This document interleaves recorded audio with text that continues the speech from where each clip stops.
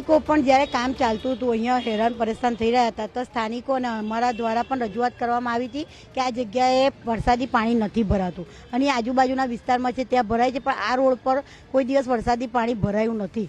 તે છતાં આ લોકોએ ખાલી ફાઇલો બનાવી અને એમના ખિસ્સા ભરવા માટે આ રોડ પર વરસાદી ડ્રેનેજનું આયોજન કર્યું. વરસાદની ડ્રેનેજો બનાવી કરોડોનો ભ્રષ્ટાચાર કરવા માટે જ કરોડોનું લાઈન પાસ કરાવી અને કામ કર્યું હોય એવું મને જાણવા મળ્યું. કાલે શ્રીનાથ પેટ્રોલ પંપ પાસે જ્યારે એમનું કામ હતું, જે નવી ધરતીની જે લાઈન ત્યાં જે નવી પ્રોજેક્ટની નાખવાની હતી, ત્યાં એ લોકોએ કહ્યું હતું કે ભાઈ એ પોર્શનમાં અમારું કામ પતી જાય પછી તમે કામ કરજો.